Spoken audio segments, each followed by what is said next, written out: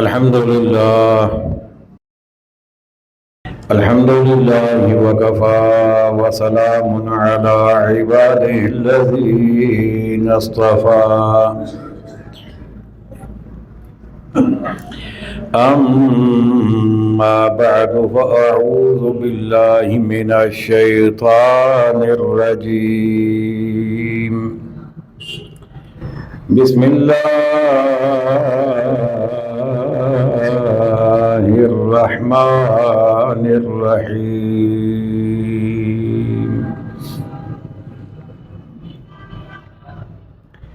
الذين استجابوا لله والرسول من بعد ما أصابهم القرح للذين أحسنوا منهم واتقوا أجر عظيم صدق الله مولانا العظيم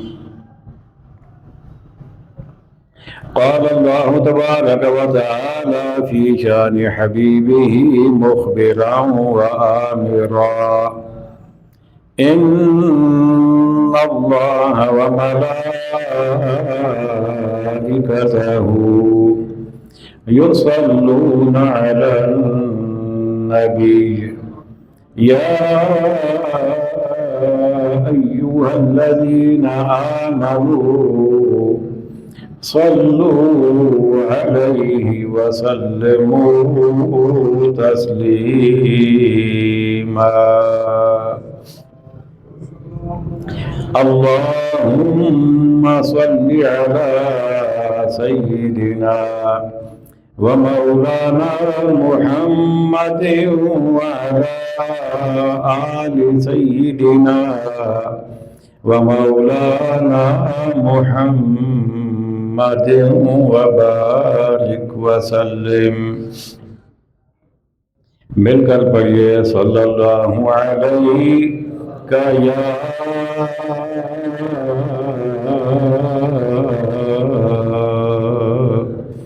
رسول اللہ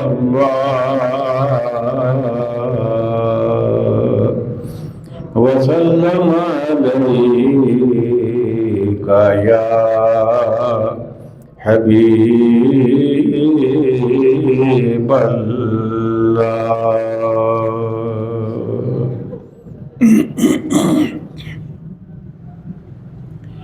واجب صدر عظیم سامعین محتشم حاضرین مکرم عشاقان مصطفیٰ کریم علیہ السلام جان نثاران صحابہ کرام محبان اہل بیت عظام اور عقیدت مندان اولیاء کرام اللہ تعالی جل جلالہ و اعظم شانہ کے فضل و احسان سے تفسیر قرآن کے سلسلہ میں آج ہم نے چوتھے پارے کا 9 نمبر رکوع انشاءاللہ سمجھنا ہے۔ جتنا ممکن ہوا انشاءاللہ تعالی وقت کے اندر سمجھنے کی کوشش کریں گے۔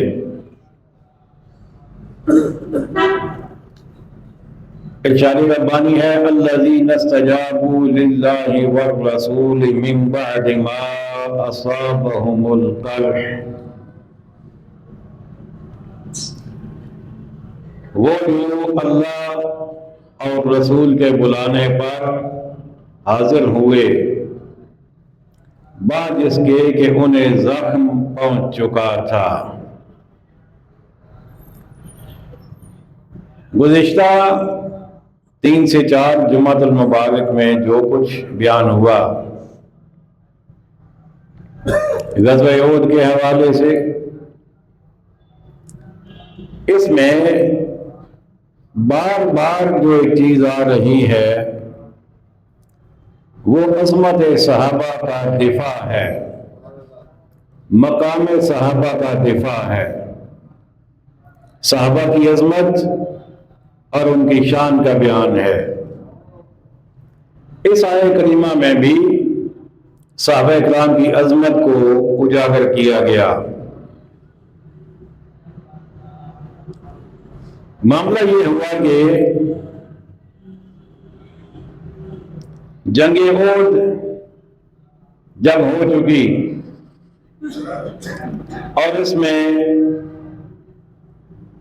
کفار کو شکست کا سامنا ہوا، ابو سفیان جو ابھی تک ایمان نہیں لائے تھے، لشکر کے سپہ سالار تھے کفار کی جانب سے، جب وہ مقام روحا پر پہنچے، پسپا ہونے کے بعد، شکست خوردہ ہونے کے بعد مقام روحا پر پہنچے تو ان کے دل میں خیال پیدا ہوا کہ ہمیں واپس نہیں آنا چاہیے تھا، ہمیں مسلمانوں سے مزید جنگ کرنی چاہیے تھی تاکہ ہم انہیں فیصلہ کن انداز میں شکست سے دوچار کرتے۔ یہ سوچ کر ابو سفیان اپنے ہمراہیوں کے ساتھ واپس پلٹے۔ نبی کریم علیہ السلام کو جب اس بات کی خبر پہنچی تو آقا علیہ السلام نے اپنے صحابہ اکرام سے فرمایا کہ صحابہ، ابو سفیان اپنے لشکر کو لے کر واپس آ رہا ہے، تو چلیں ہم تعاقب کرتے ہیں ان کا، ہم جاتے ہیں اور ہم جا کر ان سے جنگ کرتے ہیں۔ اب ہوا یہ کہ صحابہ کرام اس سے پہلے ابھی میدان جنگ میں ہی سمجھو ہیں، اور اس سے پہلے وہ ایک طویل جنگ کر چکے ہیں، زخموں سے چور چور ہیں، جسم سے خون بہہ رہا ہے اور تھکاوٹ بھی ہے، سارا کچھ ہے، لیکن صحابہ کرام نے ایک لفظ بھی ایسا نہیں کہا کہ ابھی تو ہم نے جنگ کی ہے تو اب دوبارہ ہم کیسے جا سکتے ہیں۔ کسی نے نہیں کہا کہ ہم تھک گئے ہیں، کسی نے نہیں کہا کہ ہم تو زخمی ہیں، کسی نے نہیں کہا کہ ہم تو زخموں سے چور چور ہیں، بلکہ جو ہی میرے آقا علیہ السلام نے ارشاد فرمایا تو صحابہ شیروں کی طرح پھر اٹھ کھڑے ہوئے۔ اسی بات کو میرے رب نے فرمایا الذین استجابوا للہ والرسول، وہ جو اللہ اور رسول کے بلانے پر حاضر ہو گئے، یعنی دیر نہیں لگائی، کوئی عذر، کوئی ایکسکیوز، کوئی بہانہ، کوئی بات نہیں کی، بلکہ دوبارہ تیار ہو گئے، اور اللہ نے خود فرمایا من بعد ما اصابهم القرح، اس کے بعد کہ انہیں زخم پہنچ چکا تھا، یعنی وہ زخمی تھے، وہ تھکاوٹ کے شکار بھی تھے، وہ اپنے جسموں کا خون بھی دیکھ رہے تھے، سب کچھ تھا، لیکن خدا رسول کی محبت پھر بھی غالب رہی، اور رسول اللہ کی عظمت اور عظمت اور عزت پھر بھی ان کے ذہنوں پر غالب رہی، اور انہوں نے کہا آقا اگر آپ فرماتے ہیں تو مسئلہ ہی کوئی نہیں، ہم پھر حاضر ہیں۔ اللہ اکبر۔ مجھے موقع پہ بات یاد آئی ہے، آج ہم نے جو شعر صلاۃ السلام کا پڑھنا ہے نا وہ بھی اسی بارے میں ہے۔ اللہ فرماتے ہیں نعرہ دلیرا سے بن گونجتے نعرہ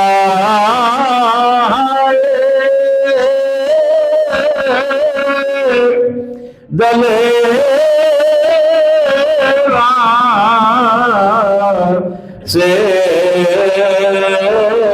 بن گونجتے وہ رشے کو سے جرأت پیلا مصطفیٰ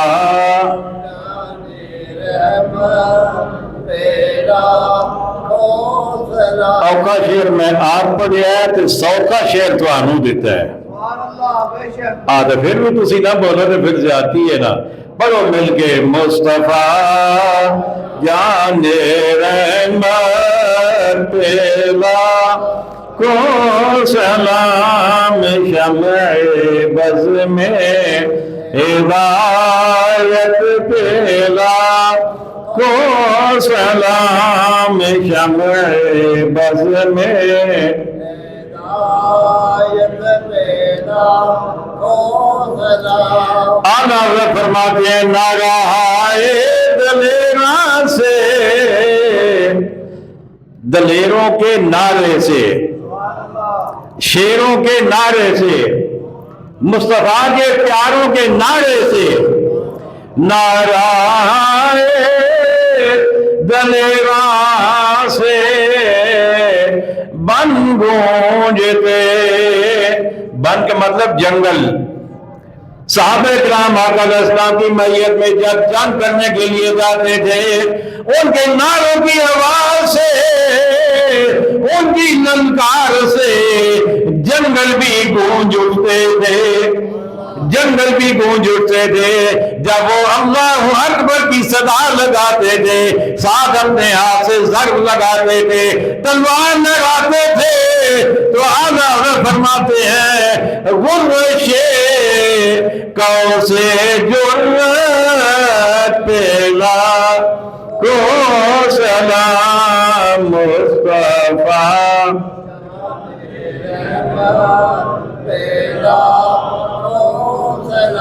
غرش کا مطلب ہوتا ہے غرغراہٹ کسی چیز کا زور زور سے آواز پیدا کرنا کوس کہتے ہیں گھنٹی کو اور جرأت مطلب بہادری صحابہ کرام کی جرأت اور بہادری کی جب گھنٹی بجتی تھی جب وہ گھنٹی اپنی آواز پیدا کرتی تھی تو آقا فرماتے ہیں اس پہ ایک نہیں دو نہیں سینکڑوں نہیں ہزاروں نہیں بلکہ لاکھوں سلام ہوں رب نے فرمایا الذین آمن الذین استجابوا للہ والرسول فرمایا وہ جو اللہ اور اس کے رسول کے بلانے پر حاضر ہو گئے اب توجہ کیجئے یہاں پر بڑا اہم نکتہ مفتی احمد یار خان صاحب نعیمی رحمت اللہ تعالی علیہ نے نقل فرمایا ہے آپ فرماتے ہیں کہ یہاں بلایا تو رسول اللہ نے تھا اللہ نے نہیں بلایا تھا توجہ ہے صحابہ کرام کو رسول اللہ نے بلایا تھا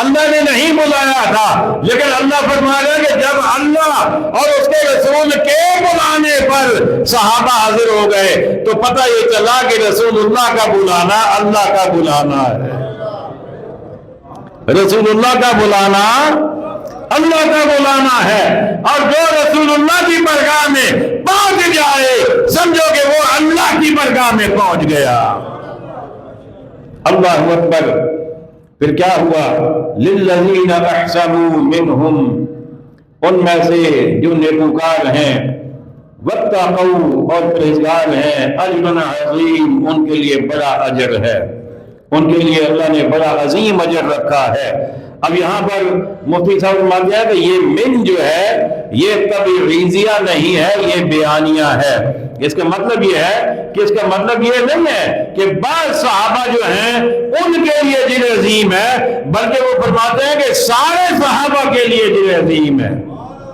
سارے صحابہ کے لیے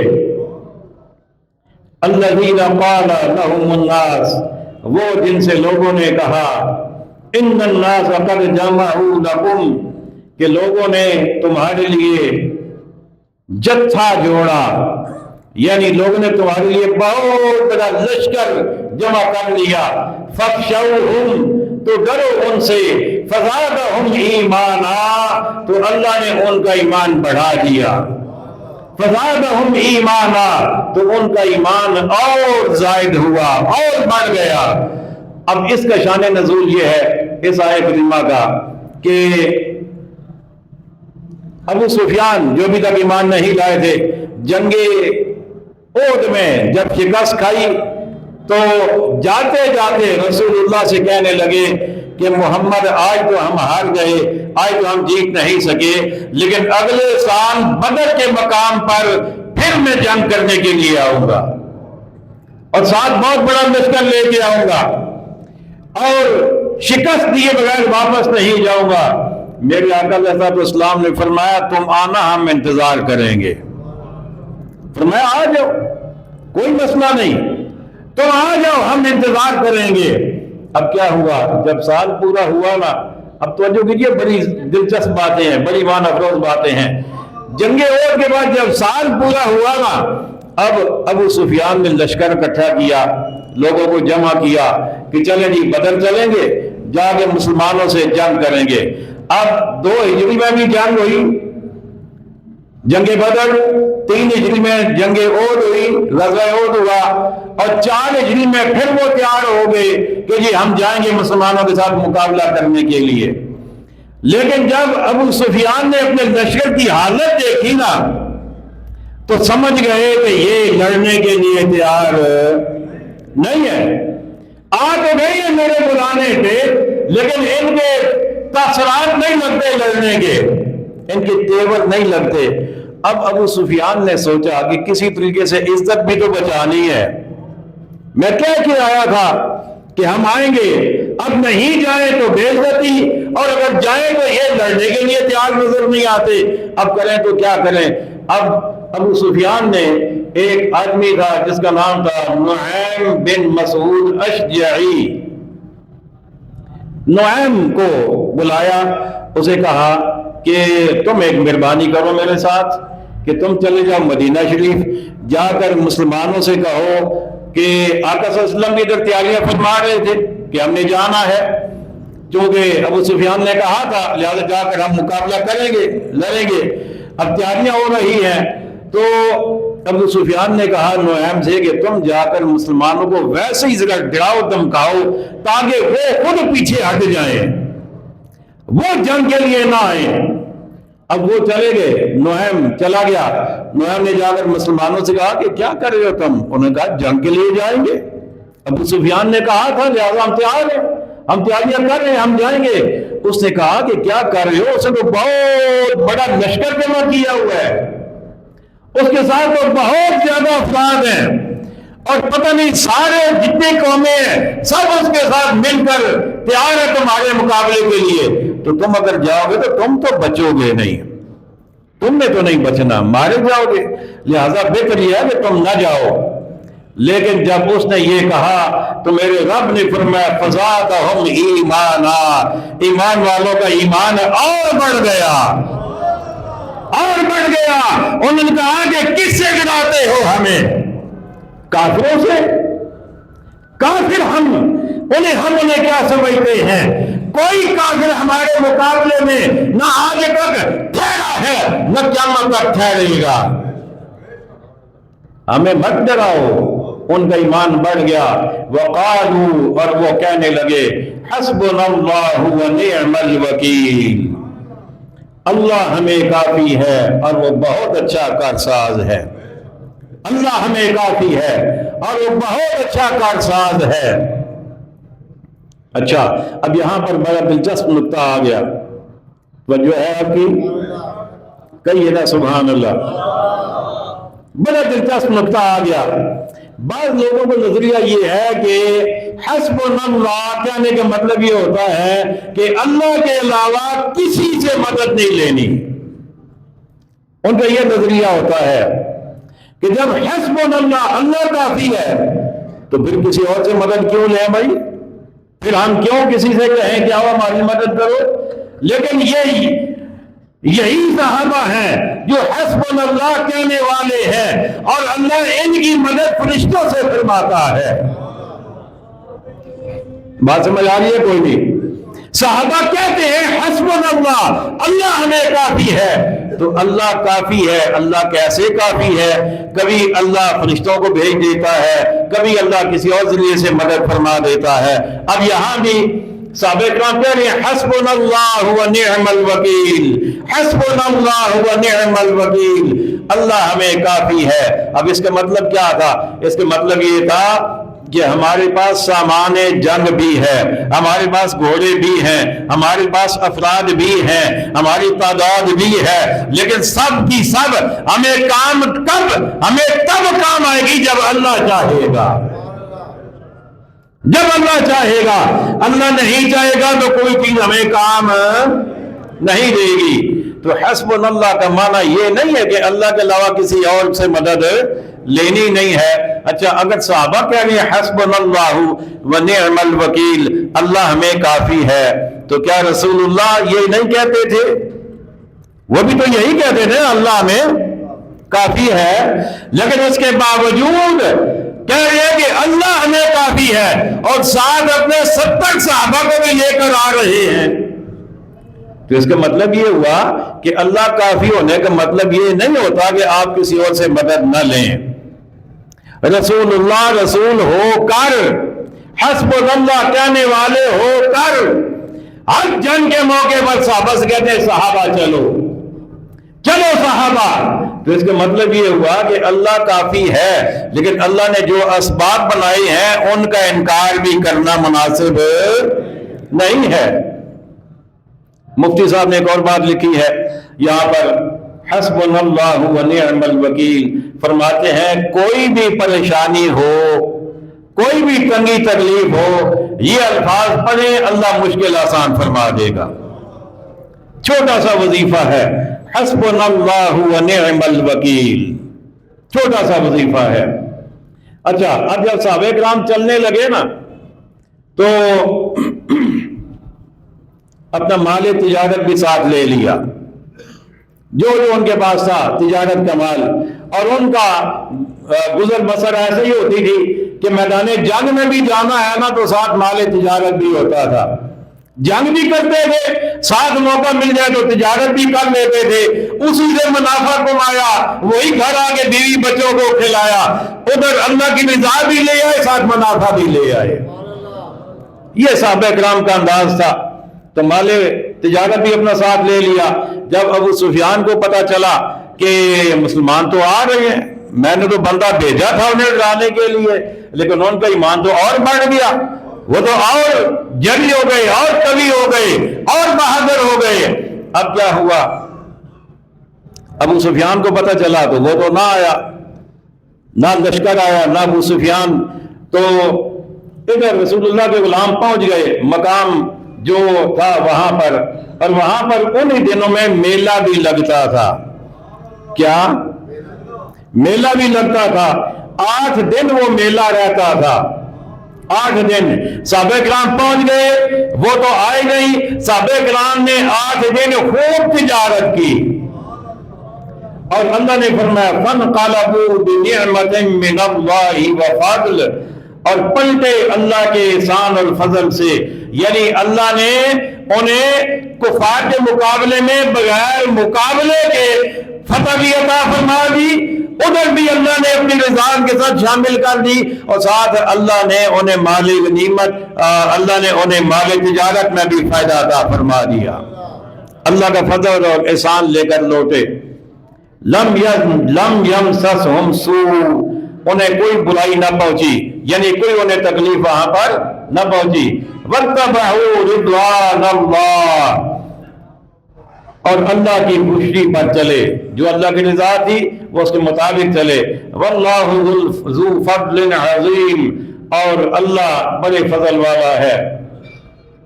انما ذالکم الشیطان یخوف اولیاءہ، وہ تو شیطان ہی ہے کہ اپنے دوستوں سے دمکاتا ہے، یعنی اپنے دوستوں کے ذریعے مسلمانوں کو ڈراتا ہے शैतान वो कहता है कि नहीं नहीं नहीं नहीं न निकलना, बहुत बड़ी पावर है, सुपर पावर है दुनिया की, उसके साथ तुम टकरा नहीं सकते, तुम मुकाबला नहीं कर सकते। शैतान बुज़दिल बनाने की कोशिश करता है, लेकिन अल्लाह क्या फरमाता है, फला तखाफूहुम वखाफून, अल्लाह कहता है उनसे नहीं मुझसे डरो, उनसे नहीं, मुझे बोलिए ना, मुझसे डरो। ये हर दौर के मुसलमान के लिए है, ये सिर्फ उनके लिए नहीं था, ये हमारे लिए भी है। किसी सुपर पावर से नहीं डरना, अल्लाह से डरना है। और ये जो कहा जाता है ना जी कि हमारे पास तो वसाइल नहीं है, हमारे पास तो ये नहीं है, वो नहीं है, वो बड़ी ताकतें हैं, वो सुपर पावर है। सहाबा किराम ने जितनी जंगें की हैं, उन तमाम जंगों में कुफार की तादाद ज्यादा रही है, मुसलमानों की कम रही है। तमाम जंगों में कुफार के पास असला सामाने जंग ज्यादा रहा है, अहले ईमान के पास, सहाबा किराम के पास कम रहा है। बल्कि आप हैरान होंगे कि जंग यरमूक के मौका पर मुसलमानों की तादाद सिर्फ 40,000 थी और मुकाबले पे कई लाख लोग थे, कई लाख। लेकिन अल्लाह ने फतह किसे अता फरमाई? मुसलमानों को। हर जंग का नक्शा आप देख लें, वहां आपको यही नजर आएगा। तो फतह जो है ये बंदे ज्यादा होने से नहीं मिलती, फतह असला ज्यादा होने से नहीं मिलती। फतह मिलती है ईमान पक्का करने से, ईमान मजबूत करने से, अल्लाह पर भरोसा करने से, अल्लाह की रज़ा पर चलने से फतह मिलती है। फरमाया फला तखाफूहुम वखाफून, तो उनसे न डरो, मुझसे डरो। इन कुंतुम मुमिनीन, अगर तुम ईमान वाले हो। वला यहज़ुनकल्लज़ीना युसारिऊना फिल कुफ्र, और ऐ महबूब तुम उनका कुछ गम न करो जो कुफ्र पर दौड़ते हैं, जो कुफ्र की जानिब तेजी करते हैं। अब इससे मुराद एक तो वो है कि जो ईमान लाए ही नहीं है, काफिर रहे, तो मेरे रब ने फरमाया महबूब उनका गम न करो, वो तुम्हारा कुछ बिगाड़ नहीं सकते। और दूसरा वो जो मुनाफिकीन थे, बज़ाहिर ईमानदार थे, हकीकत में वो कुफार के साथ थे, रब ने फरमाया उनका भी गम आपने नहीं करना। फला यहज़ुनकल्लज़ीना युसारिऊना फिल कुफ्र, ऐ महबूब तुम उनका कुछ गम न करो जो कुफ्र पर दौड़ते हैं। इन्नहुम लन यदुर्रुल्लाह शैआ, वो अल्लाह का कुछ न बिगाड़ेंगे। तर्जुमा मैं आपसे एक दफा सुनना चाहूंगा, मैं फिर एक दफा बोलता हूं, फिर मैं आपसे सुनना चाहूंगा और फिर मैं आपको अगला नुक्ता समझाऊंगा, इंशाअल्लाह बताऊंगा, आपका ईमान ताजा होगा। रब ने फरमाया इन्नहुम लन यदुर्रुल्लाह शैआ, वो अल्लाह का कुछ न बिगाड़ेंगे। क्या फरमाया? काफिर, मुनाफिक, यहूदी, ईसाई अल्लाह का कुछ न बिगाड़ेंगे, कुछ नहीं बिगाड़ सकते। अच्छा, अब बात यह है कि यहां वो मुकाबले पे कौन है? मुकाबले पे अल्लाह नहीं है, रसूलुल्लाह है। मुकाबले पे रसूलुल्लाह है। तो अब अगर कुछ बिगड़ेगा तो बजाय तो रसूल का बिगड़ेगा ना, बजाय तो अगर कुछ गलत होगा, कुछ नुकसान होगा, तो जो मुकाबले पे है उसका होगा ना। मुकाबले पे रसूल है, लेकिन अल्लाह कह रहा है कि वो अल्लाह का कुछ नहीं बिगाड़ेंगे। पता ये चला कि अल्लाह अपने महबूब को अपने से जुदा करता ही नहीं है, वो करता ही नहीं है। अल्लाह बता तो यही रहा है कि महबूब वो तेरा कुछ नहीं बिगाड़ेंगे, तेरा कुछ नहीं बिगाड़ सकते, लेकिन अल्लाह फरमाता क्या है कि महबूब वो अल्लाह का कुछ नहीं बिगाड़ेंगे। अल्लाहु अकबर। फरमाया युरीदुल्लाहु अल्ला यजअल लहुम हज़्ज़न फिल आखिरह, अल्लाह चाहता है कि आखिरत में उनका कोई हिस्सा न रखे, काफिरों का, मुनाफिकों का, यहूदियों का, ईसाइयों का, अल्लाह आखिरत में उनका कोई हिस्सा नहीं रखेगा। हाँ, जहन्नम वाला हिस्सा होगा, अजाब वाला होगा, सवाब वाला और जन्नत वाला नहीं होगा। वलहुम अज़ाबुन अलीम, और उनके लिए दर्दनाक अजाब है। वला यहसबन्नल्लज़ीना कफ़रू अन्नमा नुमली लहुम खैरुल लिअन्फुसिहिम, और काफिर हरगिज इस गुमान में न रहें कि वो जो हम उन्हें ढील देते हैं कुछ उनके लिए भला है। इन्नमा नुमली लहुम लियज़दादू इस्मा, हम तो इसलिए उन्हें ढील देते हैं कि और गुनाह में बढ़ें। अल्लाह ताला ये फरमा रहा है कि ऐ महबूब, ये जो काफिर लोग हैं ना, ये बड़े खुश हो रहे हैं कि हम फलां जंग में भी बच गए, फलां में भी बच गए, फलां में भी बच गए, हमें तो कुछ होता ही नहीं है। इसके मतलब है कि हम सही हैं, हम सच्चे रास्ते पे हैं, हम सही रास्ते पे हैं, वो खुशियां मनाते हैं। रब ने फरमाया महबूब, वो उन्हें खुश नहीं होना चाहिए। ये मैं जो उन्हें ढील दे रहा हूं ना, ये इसलिए नहीं है कि ये उनके लिए फायदे वाली चीज है, बल्कि मैं तो उन्हें इसलिए मोहलत दे रहा हूं कि वो और गुनाह करें, और गुनाह करें, और गुनाह करें, ताकि क़यामत के दिन उन्हें जहन्नम में डालकर मैं खूब अजाब करूं। अब क्यों अल्लाह ये चाहता है? जो रसूलुल्लाह का मुखालिफ हो, अल्लाह उसे कभी भी माफ नहीं फरमाता, अल्लाह उसे माफ नहीं फरमाता। फरमाया वाला हुम अज़ाबुन मुहीन, फरमाया और उनके लिए जिल्लत का अजाब है। अच्छा, अजाब की भी किस्में हैं। एक अजाब होता है अलीम, दर्दनाक, एक होता है मुहीन, रुसवा करने वाला, एक होता है अजीम, बड़ा। अहले ईमान को अगर जो भी गुनाह खताएं हो जाती हैं, उसकी वजह से अगर जहन्नुम में कोई जाएगा भी ना, तो उसे अजाब मुहीन नहीं होगा। ये मुफस्सिरीन ने लिखा है। अजाब मुहीन के मतलब रुसवा करने वाला, यानी अजाब तो होगा लेकिन उसकी इंसल्ट का बायस नहीं बनेगा काफिरों के सामने। काफिरों को अजाब जो होगा वो जिल्लत वाला होगा। ईमान वालों को जो अजाब होगा अगर किसी को, तो वो जिल्लत वाला नहीं होगा। वो दर्दनाक हो सकता है, वो ज्यादा हो सकता है, लेकिन जिल्लत वाला नहीं होगा। अल्लाह अपने महबूब के गुलामों को किसी भी मौका पर वो उन्हें जिल्लत में नहीं देखना चाहता। अल्लाह अकबर। आज़ाद गिरामी, आज जुमा है, मंगल और बुध की दरमियानी रात शब बरात है। क्या है? शब बरात आपको पता है इबादत की रात है। वैसे तो हर रात ही इबादत के लिए, लेकिन शब बरात बिलखसूस इबादत की रात है और इसमें बहुत ज़्यादा अल्लाह ताला की रहमतें नाजिल होती हैं।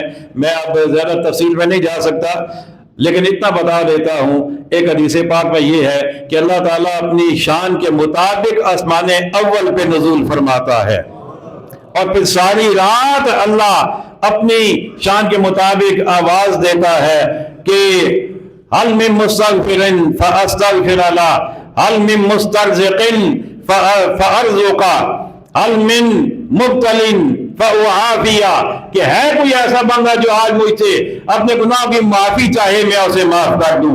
है कोई मुझसे रिज़्क तलब करने वाला, मैं उसे रिज़्क अता कर दूं। है कोई किसी परेशानी में मुब्तला, कि मैं उसकी परेशानी को दूर कर दूं। गुरूब आफ्ताब से लेकर अगली सुबह सूरज तुलू होने तक अल्लाह ताला की तरफ से ये सदाएं आती रहती हैं। तो इबादत की रात है, इबादत जरूर कीजिए और घर में करें, मस्जिद में करें, जरूर करें, लेकिन बजाय नफल पढ़ने के अपनी कज़ा नमाजें अदा कीजिए।